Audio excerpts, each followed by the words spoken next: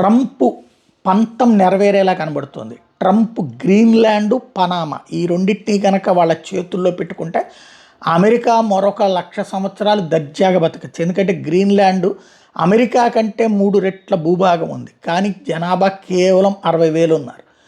వ్యూహాత్మకంగా చూస్తే భద్రత పరంగా అద్భుతమైనటువంటి పాయింట్ అది. లైక్ ఇప్పుడు కనుక మన బంగ్లాదేశ్ ఈ సరిహద్దులు అంటే చైనాని చెక్ పెట్టేందుకోసం అని చెప్పేసి భారతదేశంలో కొంత భాగం ఇట్లాంటి వాటన్నిటిని తీసుకోవాలని అమెరికా చేస్తున్నటువంటి ప్రయత్నం మత దేశం కోసం అయితే, ఇక్కడే ఉన్నటువంటి ఒక దీవుల్ని బంగ్లాదేశ్లో ఉన్నటువంటి సెయింట్ మార్టిన్ ద్వీపాన్నే లాక్కోవడానికి అమెరికా కుట్ర పన్నుతోంది.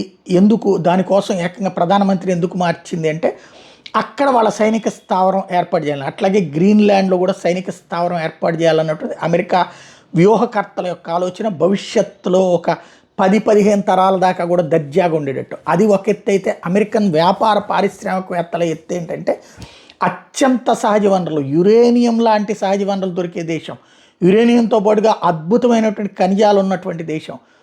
కాబట్టి దాన్ని కొట్టేయాలన్నటువంటిది అమెరికన్ వ్యాపార వాణిజ్య పారిశ్రామికవేత్తల కార్పొరేట్ శక్తుల యొక్క ప్రయత్నం. వాళ్ళని ముందుండి నడిపించడానికి సిద్ధపడుతున్నాడు ట్రంప్. ఓ రకంగా ఒక దేశాన్ని దోచేసుకోవడానికి సిద్ధపడుతున్నాడు. మీ దేశాన్ని మాకు అమ్మేయండి అని అడుగుతున్నాడు.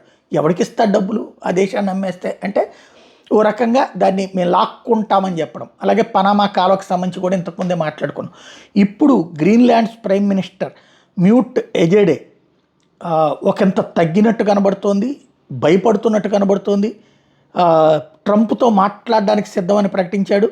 ట్రంప్ అధికారంలోకి వచ్చాక మాట్లాడతాం, ఆర్కిటిక్ టెరిటరీ, ఆర్కిటిక్ ఖండంలోని భాగం కాబట్టి దాని పరిరక్షణ కోసం ట్రంప్తో మాట్లాడతానని ప్రకటించారు. అంటే మేబీ అమ్మరు కానీ లీజుకి ఇవ్వడం, వీళ్ళని అక్కడ స్థావరాలు ఏర్పాటు చేసుకోవడానికి ఏమైనా అనుమతిస్తారేమో చూడాలి.